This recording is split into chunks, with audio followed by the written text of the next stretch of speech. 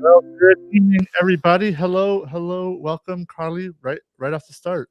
Yes, you're like, Love it. Just right. started off fast. Boom. Yeah, I did not mean for that to happen. I was distracted. So welcome right away, I guess. So, hello to everybody in the chat who has chimed in already. I see Barb and David and Sharon. Good to see you all here. We're going to be talking about community today. Yeah, we've been in this series called Widening Circles. Last week, this week, and next week. It's a very short mini series, kind of like the kickoff to this year in our focus at Journey. Last year, do you remember our focus from last year, Carly? This is a pop quiz. What was our focus from last year?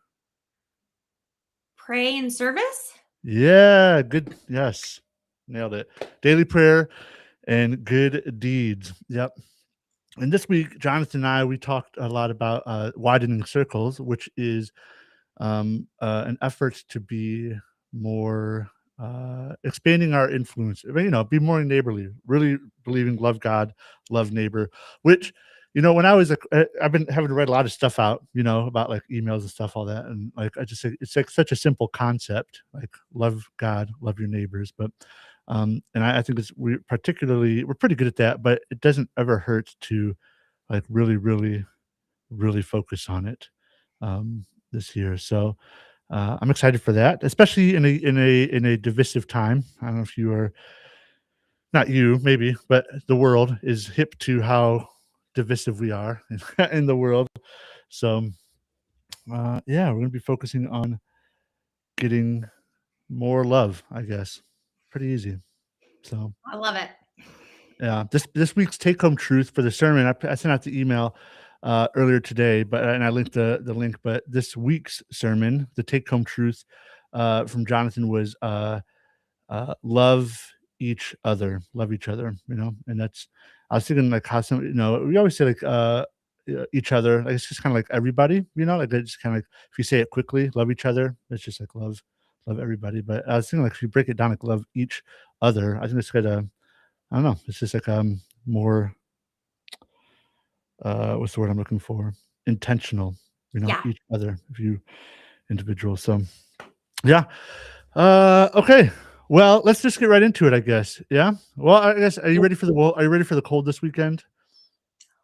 I am so ready. We have our Walmart delivery coming between 9 and 11 p.m. tonight. So I'm very excited that David DeWeese is online. He is not home tonight. He went out with some friends. So Oh, nice. look at him. Yeah, gold star. Points. Gold star for him. Honestly, probably just to make sure I didn't fall asleep while I was putting the girls to bed. I bet you might. Yeah, well, I love that. You know what? Whatever works. Yeah. Whatever works. Yeah. So you get the Walmart order coming. Yeah, we're going shopping tomorrow. And we used to do the Walmart orders, but twice we've ordered like before a holiday or like a storm, and they've gotten like canceled. So we just decided to go in person this time. So, but I guess if you're in the Dallas area, and if you're watching from the north, this is probably a weird thing to be talking about a weekend of sleet and snow, but down here it is a big, I mean, I got emails from my cable company that says plan for outages, you know what I mean? So like this is all I have to say is if you need something, during this time, just let us know, let me know, and we can try to figure out how to work that out. But otherwise, protect your pipes, get your groceries, and hunker down for a couple days. So that's it. All right. People, pipes, pets, provisions, and plants. Plants, people, pipes, pets, and plants. People. Those are the things you have to protect according to whoever. The north. the north. Yeah. Well, speaking of that, working together, one thing I do appreciate in here is when it does snow. The past couple of years, you get on Facebook and the community, whoever has a Jeep is on there and it's like, hey, did you get stuck? I'll pull you out. So I think that's kind of cool, which is just a community that comes together. Do you have, Carly, let's see, let me ask this first icebreaker question because we're talking about community here, and divine friendship is kind of like the overarching theme of this. Um, how do you define community in your daily life, and why do you think that it's important? Oh my goodness. I have community in my daily life daily. Um, as you know, I am next door neighbors, across door neighbors, down the street, like 4 houses down, and then down the street. There's 5 of us, and we talk every single day. I see them. I see one of them, 1 out of the 5 every single day, and it's as little as, "Hey, can someone please come and rock my newborn to sleep because I'm going crazy," to, "I'm painting my daughter's room. Can you guys come and help me pick the right color of paint?" And "Can I borrow your ladder? Can I borrow a tablespoon of sugar?" Like, it really is every single day. Um, and I'm I also have a community of people that I don't see every day. So a lot of people from church just texting, um, "Hey, I got your prayer request today. Is there anything that you want to talk about? Like, let's talk about these feelings and these thoughts." Or, um, I have my mom, and I'm brought into her community. So I have people in community and all the things every day, but I didn't always have that. Mm. And something that we had talked about 2 weeks ago was my word. And Oh, pop yeah. quiz, if anyone remembers my word. Yeah. Um, but my word was try. And I've been thinking about that in ways that it involves my circle, because that, bringing church and all the things into my daily life. And I realized that try isn't always like try to be better, try to be more responsible, try to reach out more. It actually can be, hey, let try to take a step back. Mm. Try to not overthink. Try to take a beat. And that has been so helpful, because it's not always hunky dory having a community. I think Mm. people think when you have a community, you're going to events together, you're seeing each other every day, you're having charcuterie boards together, Oh, and that's not that's not community in its fullest.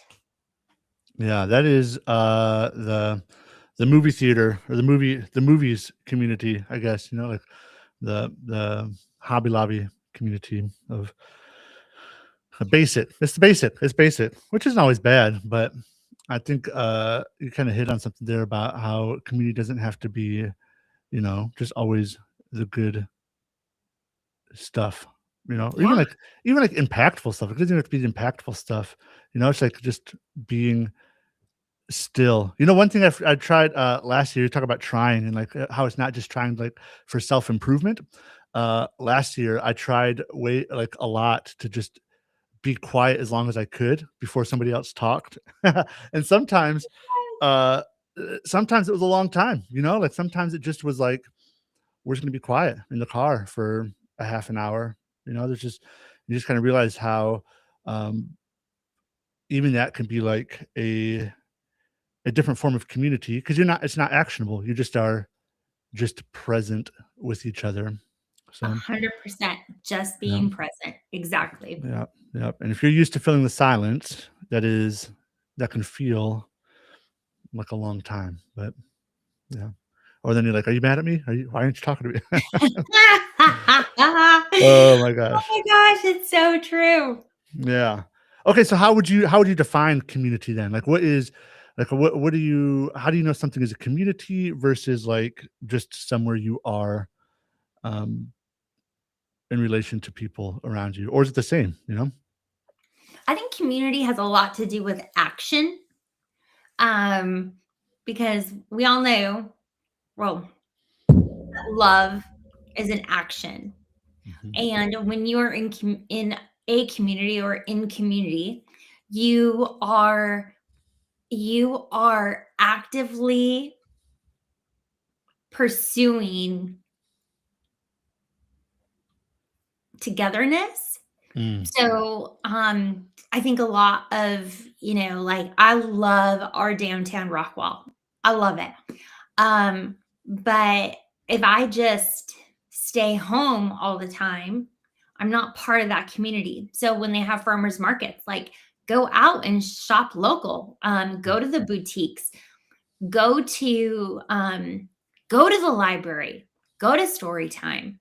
That is where you meet the people that live where you live and have conversations with them. And I have learned that I don't know if we're going to talk about this, but one of Jonathan's goals for us is to be in the community. Mhm. And I never realized that I wasn't in our community until he said that, where I was like, well, we meet at a coffee shop, we have prayer, we go to church, but to be in your community means to be present, to show up, to to chat with your barista. Um, and you have an awesome story of Oh yeah. that.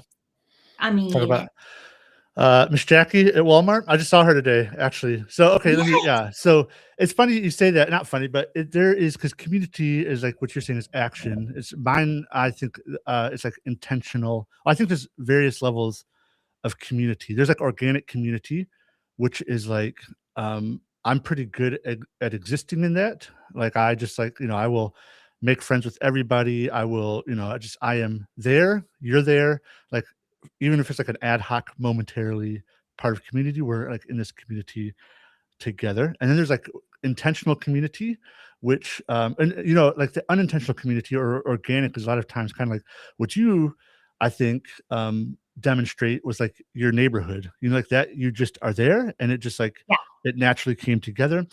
And then sure. there is intentional community, which they can be the same, and they can interact with each other. But it's like what you're saying is being in the community. And when I was in Toledo as a pastor, I lived on the west side and like a mile, kind of like from a bunch of different spots where I grew up. I had to kind of come back home in a weird way. And then where I was pastoring was on the east side of Toledo, a mile away from like where I lived. It was a very weird. Like I was a part of these two communities, and I was like bridging the gap between them. But we had a lot of people that came into town too. It was like a kind of a new church, kind of like what Journey is of like a new church with old history. Kind of like that's how Hope, the East Toledo campus was. It started there and moved out, and they put people back into the East Toledo community or whatever. And so a lot of people ended up not living like in the neighborhood where we met at. And so one thing I always did, and it was I always ate or did business on that side of town.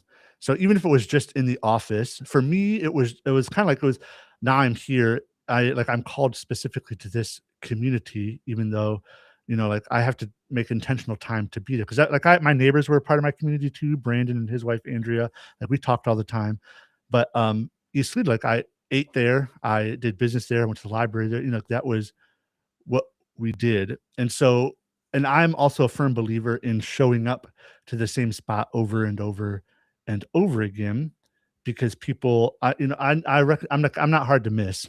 I know that, you know what I mean? So like people are going to know me. I remember when I went to the army, they said, don't volunteer for anything. Cause like who, what's the example they always gave you? Like, oh, who can drive a truck or whatever? If you raise your hand, they'll give you a wheelbarrow, like, so you never volunteer. But my plan was, they're going to notice me, so I'm going to volunteer for everything. So it's kind of like how I've lived my life in that. But here, like going to the same spot every Wednesday, we have prayer here in the morning, afternoon at the church building, and then afterwards, the kids and I go to the local neighborhood Walmart, and we get deli food, which is one of the best kept secrets. Is cheap Walmart deli food, very cheap. And I went last week or 2 weeks ago. I'm not sure when, but I went without my kids. They stayed in the car. They weren't feeling well, and I went in, and the lady was like, "Hey, where are your kids at?" I was like, "What?" Like I don't know. I never talked to this person before, but I recognized her. But she just, we got to talking, and she just recognized that I had come in every single Wednesday. I got, asked her name, Jackie, told her my name, Jeremy, and it had to be a couple weeks because we went in today afterwards, and she was in there again. I had my kids this time. I was like, "Oh, hey," and she's like, "Oh, Jeremy." I'm like, "Oh yeah, Jackie. Like, good to meet you." But that only developed because of showing up, and like, so that the act of being there was intentional, showing up was intentional, but it happened organically. Because I could tell you another example of this did not go well at all is in where was I at? I think it was Toledo again. I went to a Meyer one time, and this lady was sick. She had like gloves on. She had a cold. We talked about it for like a minute. She wasn't feeling well. And I went in like a couple days later. I'm just not more than 7 days. And I got in the same line again. I picked it on purpose. And I talked to her, and I was like, "Oh, are you feeling better?" And she looked at me like I was the craziest person in the world. She's like, "What are you talking about?" And I was like, "What do you mean? What am I talking? Like, you were sick." And I realized very quickly that I had not had the capital of presence or time to like be asking about that type of stuff. So that's a very important Oh, lesson in, goodness. yeah, and letting stuff like kind of evolve and presence, because I noticed that too. A lot of times you can go, and this is a church thing too. You can go somewhere, and you can just kind of bulldoze your way into it and be like, "We're here, we're the church, so you should let us do all that." But we have learned, I've learned, and even here at Journey, we've learned, and Jonathan, then we're like, through relationships and presence, then community is built, and then you can like get to know people, and that might take literally years in the making, but it's very intentional of showing up to be there. So I think the long answer to that is, and to pass the story is, community for me is organic, but also it has to be intentional to what we're doing. And sometimes that feels weird for me. Honestly, that can feel a little weird to be like intentional about doing something to build community with a community that I have made organically, if that makes so. Like, if I have a Yeah. group of people and I'm like, "Hey guys, you know what we should do? We should go clean up a park." Like, they're like, "What are you talking about? That's not like we've never made a community through that." But so that's another thing I'm trying to do this year is to be more intentional about, like, just being intentional about building community with the people that I already am a part of. So that's kind of that bridging that gap. So yeah, that's my long answer to a long question, I guess. Love it. Okay, how about, could you share a moment when being part of a community made a significant impact on your life? Oh, golly. Um, I could probably think of 1,000, but something actually happened today. Okay. So, um, we have members at our church who have been part of the church for, I mean, 2 years. 2 years, I think, since the first year we did camp. Okay, yeah. So, gosh, that's 3 now. Yeah. Yeah. Um, their son is incredible. Love him. Um, and he's had some medical things go on. And we've been there, we've walked through it with them, we've showed up, um, brought them food, sent them food, been to the hospital, like, just like, we love you guys, and you're in the hospital, and that's not always awesome. It's Yeah. ever awesome. Um, and every time they come in, I love them, and I always give them the biggest hugs, and just like, never like, "Oh, you're finally at church again," but just Yeah. like, Oh my gosh, I'm so happy to see you. Just like that joy I have when I see them. And this and so building community, but not even realizing that I'm building community. I Mm. just I love them, and I love when I see them, and I love their son, and the things that he says are sometimes off the wall, and I Yeah. cannot wait to tell them, like, "You have no idea what he said today." Like, and they're usually like, "Yeah, we have an idea." Yeah, not surprising. That's okay. Um, but on Sunday, I had asked them, "Hey, I have this business idea. You both are really cool people. Like, they just dress cool and they look cool." And I'm like, "I want to be cool like you." So I said, "Can you just look at this picture and tell me what you think?" And they looked at it and they said, "You know who would help you? Our best friend is a graphic designer." And I was like, "Sweet." Like, I'll just send her a message like, "I'm brand new at this. What can I do? What do you think? What should I change?" Blah, blah, blah. Like, super simple, super easy, right? Yeah. And we talked today. I called their friend today and we talked and we had about an hour conversation. And it was one of the best conversations I've had in a long time. And I made a new friend. And she said, "I will work on this for you. I love I love that we have mutual friends that we both really love, and I'm not going to charge you a dime for this." Dang. And I think for a lot of us, it's really hard to accept something. It's hard to accept help, and it's hard to accept something free. Mhm. But in that moment, I had just like this calming from God where he was like, this this was all pre-planned. Like, Mhm. I brought them into your life for a reason. I brought their son into your life for a reason. I am doing this for a reason because I wanted to be like, "No, are you kidding me? Like, this is your business. This is your livelihood. Like, you're bonkers." But I just after we hung up, I just like sat there in silence and just prayed and was like, "What are you doing, God?" Mhm. Like, and none of it was never like, "Oh, I need to be friends with them because I know who their friends are. So if I know who their friends are and their friends can help me, then I should be friends with them." It Mm. was just like such a cool God moment today. That's really cool because I think that I am very sensitive to that when people are, wheeling and dealing, like, I Mm, am very like, I get put off real quick by that, and, so, yeah, when it just happens like, you there is a difference, like, I know exactly what you're saying. There is a difference when you just accept it like it's just a beautiful thing. It's people helping people because they want to, because they just like you, which can be very hard for some of us to accept, I think, sometimes. But you can tell that when it's organic.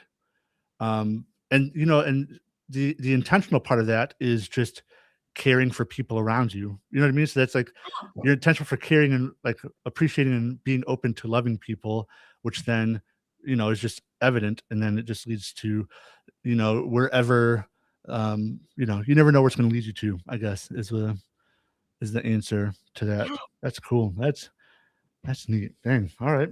All right. Yeah. Cool. So, like, one community movement just, opened up a Mhm. whole now I have a sub community in the East Coast. Like, Yeah. it's Yeah. like, Yeah. what? Like, Yeah. this is so cool.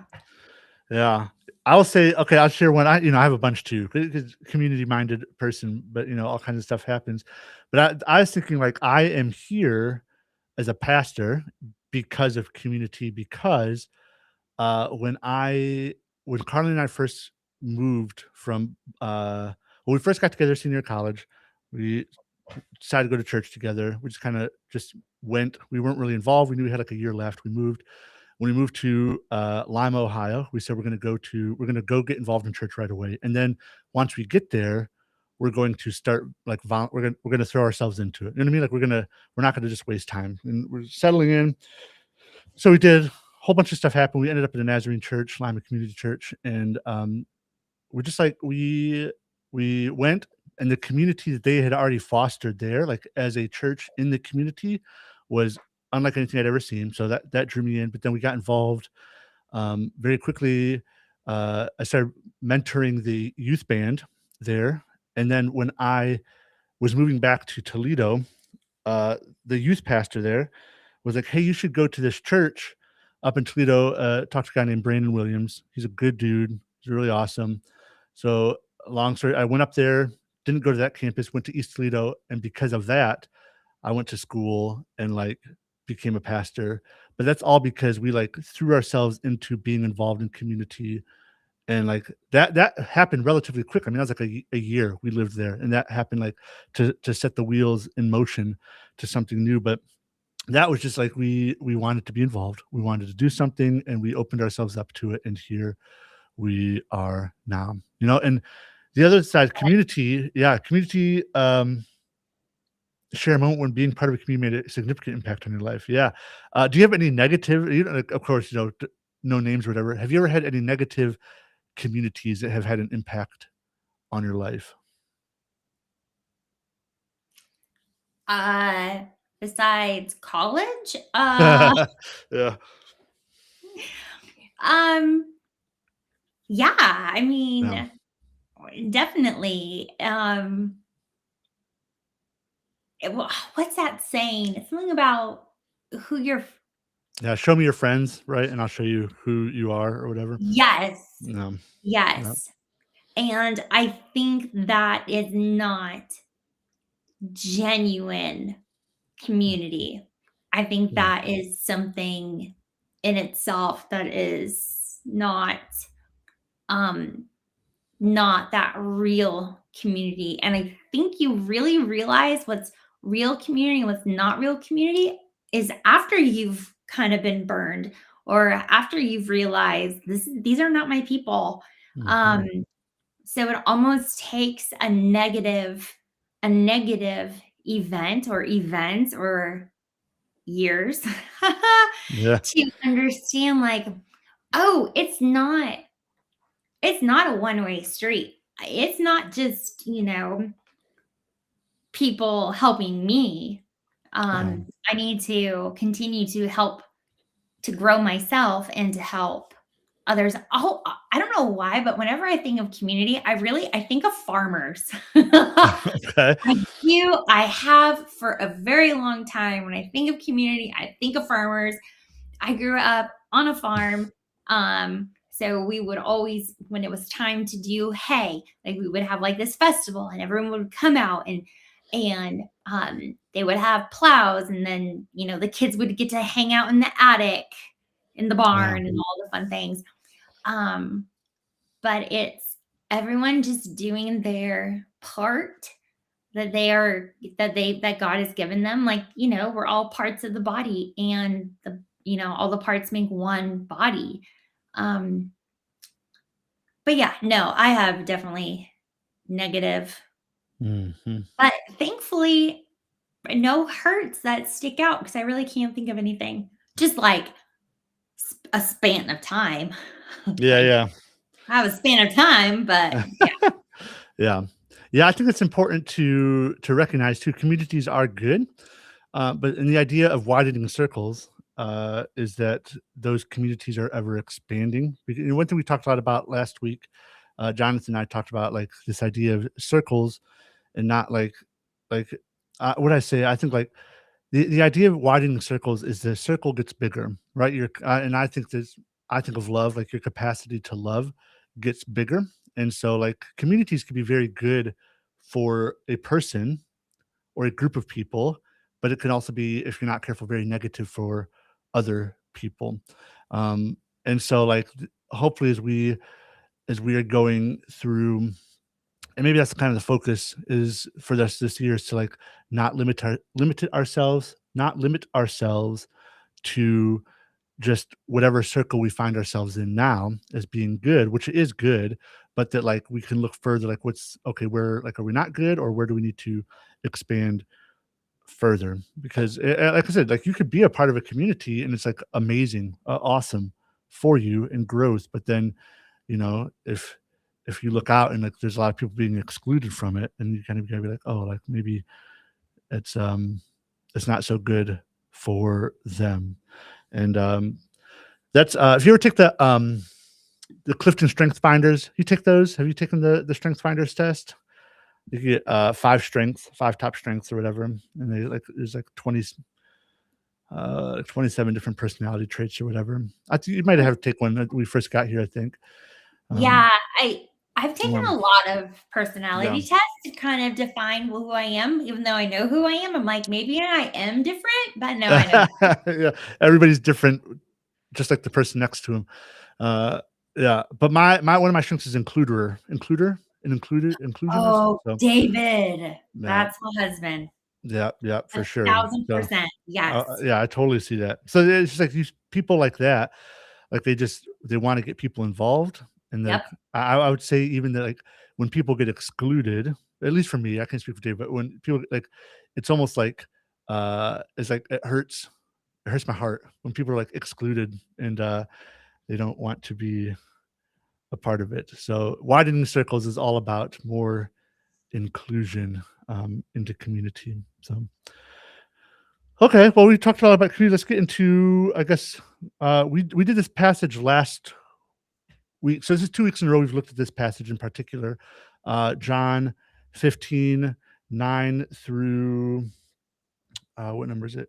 17. So that's what we're looking at here. This is just to go through it. And as always, if a word, phrase, thought, or idea captures your attention, Carly, you'll get the first chance to respond to that. And then anybody else in the chat can, of course, see anything that sticks out to them. And I actually put this link into the chat so you can highlight if you would like, or whatever. Hey, Brittany, good to see you here.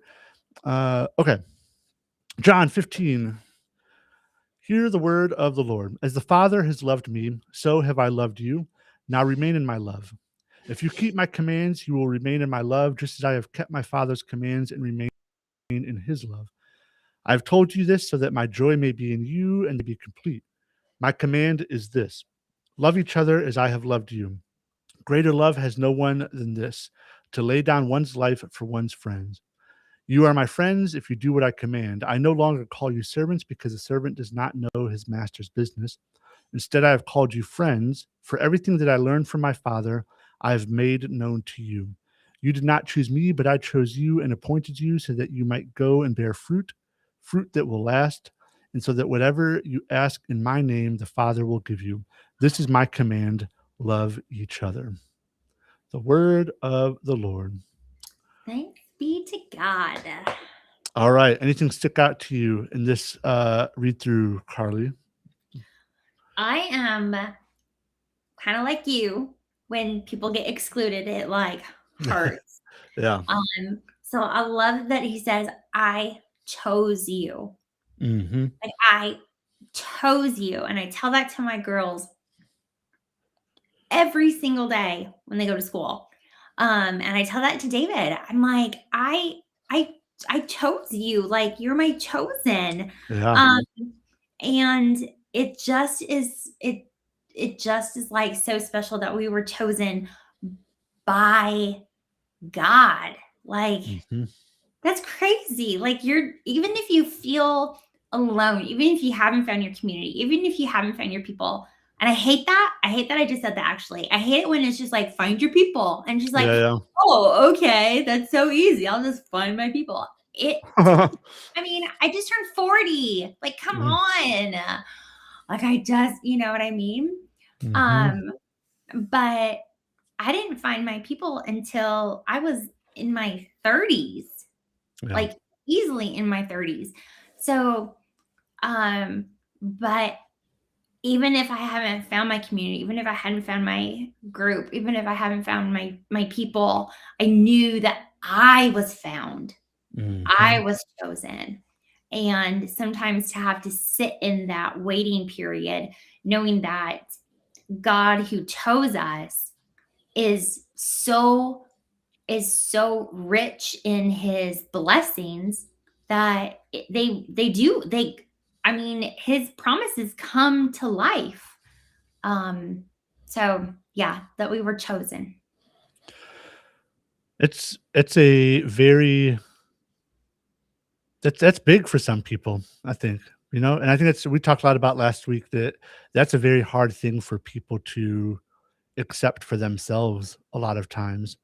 And so that kind of can bleed out to other areas. And I think what stuck out to me this time, I think that I'm thinking about that is because um, the same verse that you're looking at, but just a little bit further. And it says, I chose you and appointed you so that you might go and bear fruit. But then, like the repeated line, or the next line is fruit that will last. And I think that's like such a cool or maybe important, better way to say it, thing for me. I because you can you can go out and like preach amazing messages. You can go out and be the church. And one, but like, does it last? Well, you know, one thing I don't know. I've probably not said it very much. I was thinking about it on Tuesday when we met. But the question that I've lived by for a long time is like, if we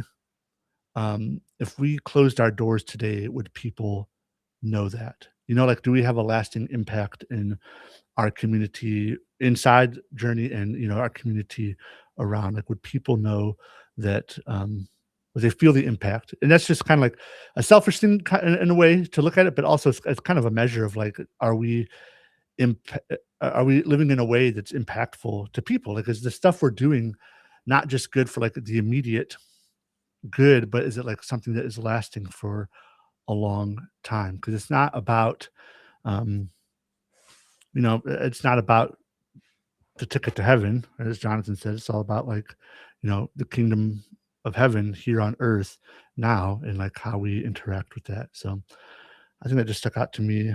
Um, Fruit that will last.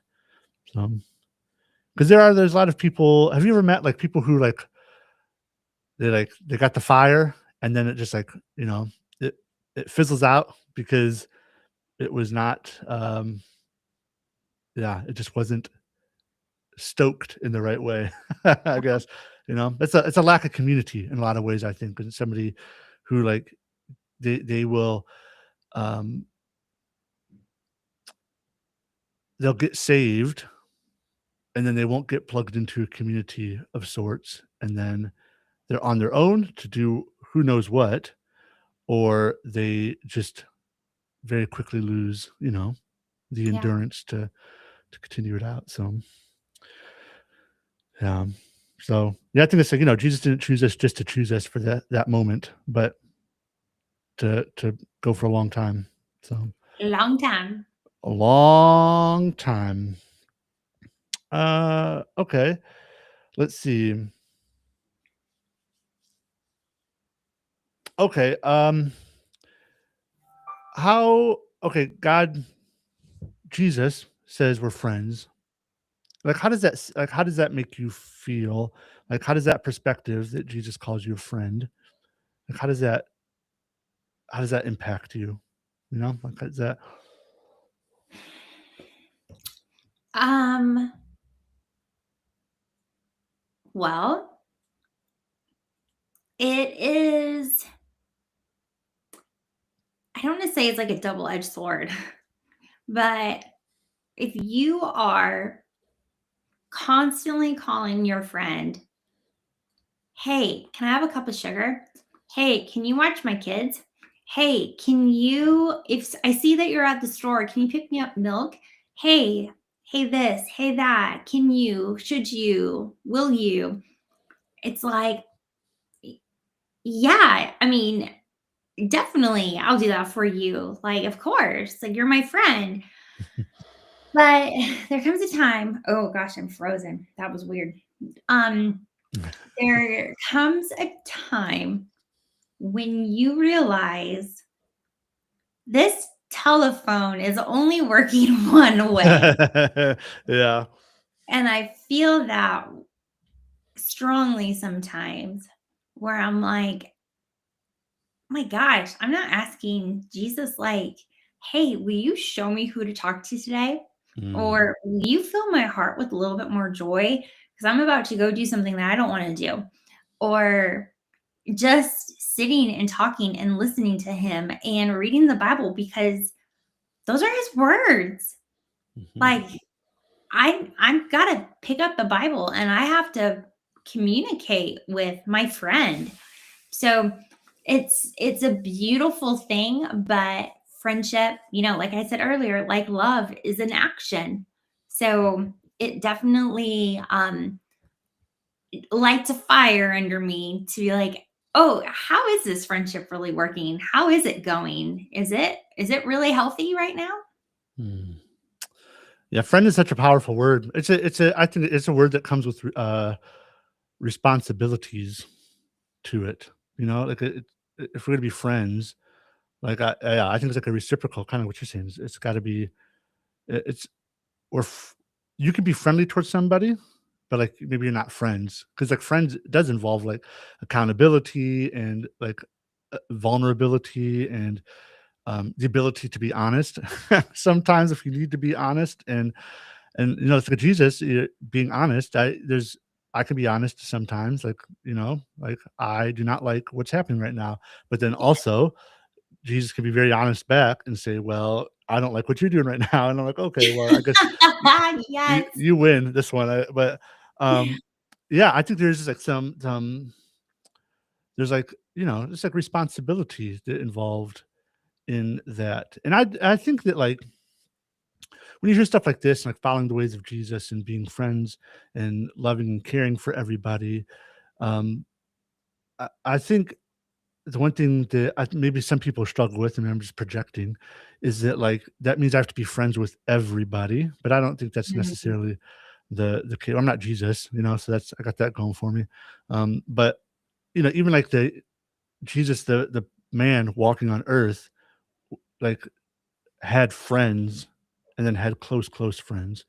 Yes. But he loved the world, and so Jesus Christ, the creator of the universe, is friends with everybody. We're disciples of Jesus, so we are friends with Jesus. I think there is like some grace in that, but I do think, as you're saying, there is like some level of accountability with Jesus as a friend that you have to like, you know, give and take and listen and speak and do all the stuff in between.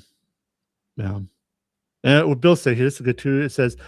Um, it says, it makes me think that he is going to take my desires into consideration, which is, yeah, I would say, whatever you may ask in my name, the Father will give you.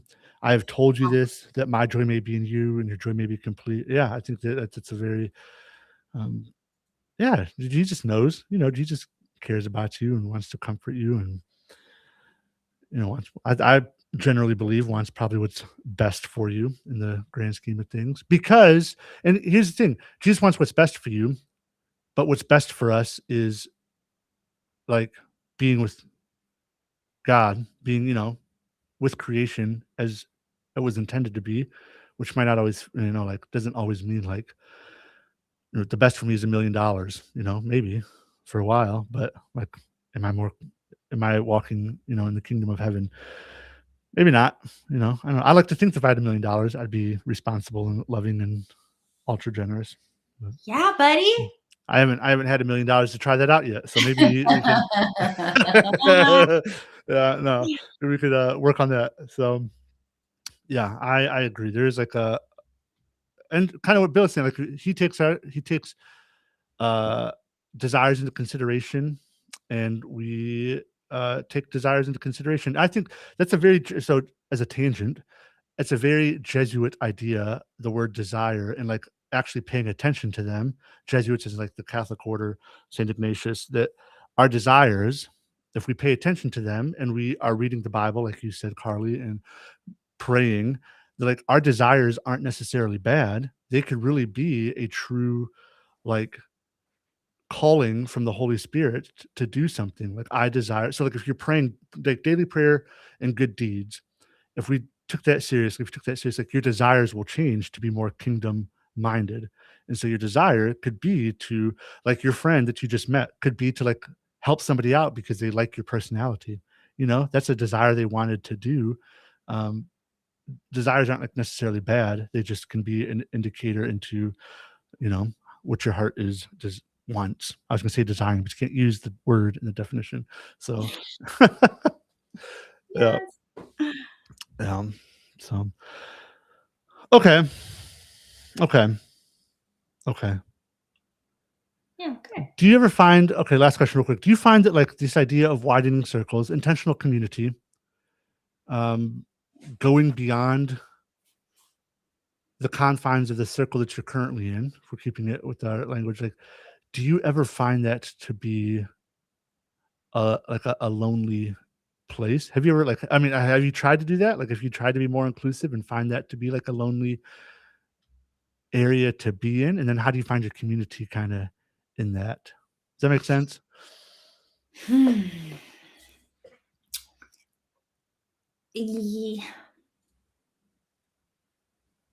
I think if it's, I could get this wrong, but I think if you are widening your circle and finding new community, I think if it is coming from a heart of contentment, Mm, I think that's different than a heart of desire.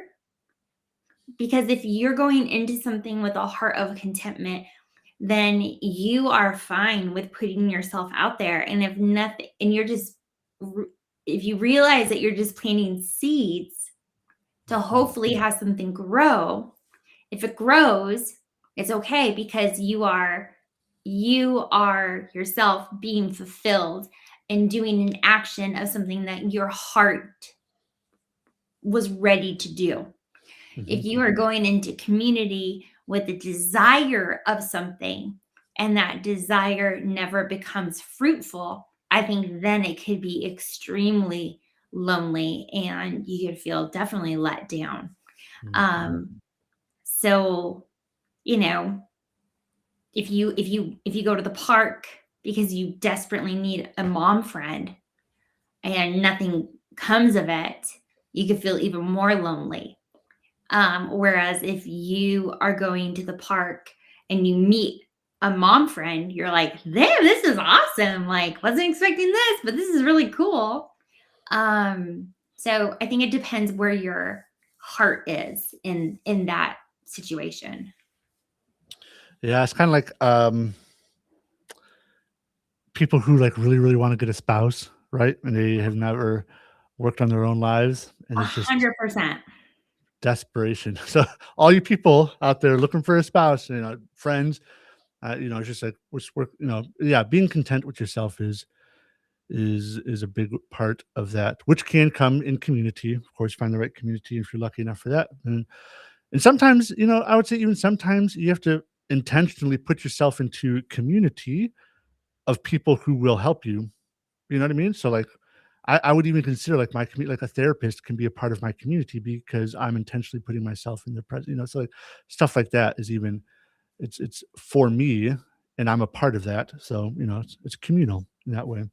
Um, so, just as an aside. But the reason I thought about that is I have been in communities and I have advocated for widening a circle, and I have been like, um, uh, I've done it both solo because I felt that that was what was needed. Like I was content in what I was like saying. I was desired it. I was content. Like I knew it was the right thing to do, and that's lonely because I'm by myself. But it needed to be done. Kind of prophetic in that way. But then I've also learned to do it with like-minded people. So like at a church initiative of like we're going to go here. I think we need to go here. Let me find people who want to do that with me, and then we're just going to do that as that intentional little community. And that's a healthier way, a more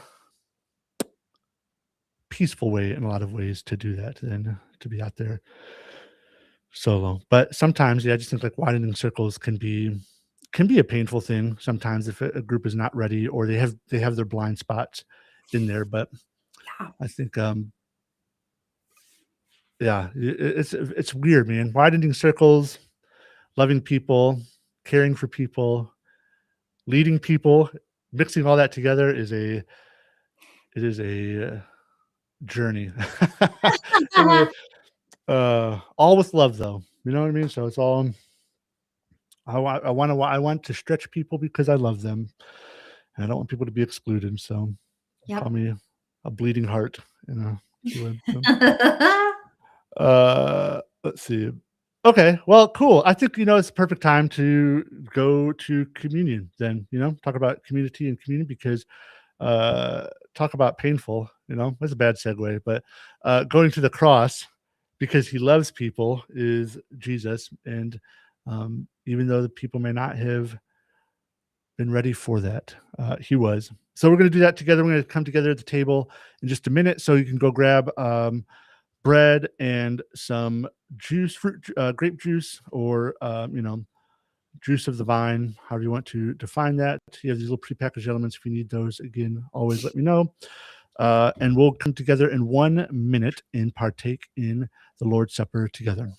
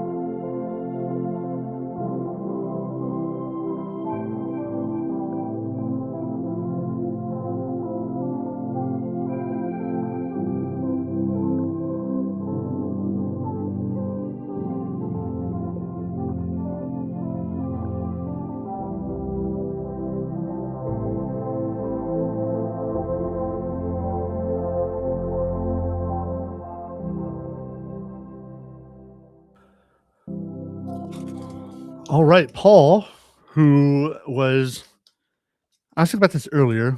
Paul did a lot of circle widening the circles, spread the gospel far and wide. He often did it and sent people in pairs in community to widen these circles, and he would always write letters to them and talk about, say hello to these people for me, or these people say hello for me. And he writes this letter to the church at Corinth, talking about the Lord's Supper, which kind of was this weird time for them, trying to kind of remind people that the reason that we join in this is because of Jesus, not because of whichever leader they're following at that time, but because God so loved the world, he gave his only son for us that the world might be saved through him, because God loved the world. And so we come to the table because it's what Jesus commanded, but also is an act of sacrifice on our part. This reciprocal, responsible thing as a Christian to do is that I love Jesus and I join him in sacrifice so I can be closer to him because he loved us and did the same for us. So Paul writes, he says, "For I received from the Lord what I also passed on to you. The Lord Jesus, on the night he was betrayed, he took bread, and when he had given thanks, he broke it and he said, 'This is my body, which is for you. Do this in remembrance of me.' The body of Christ broken for you, and you partake."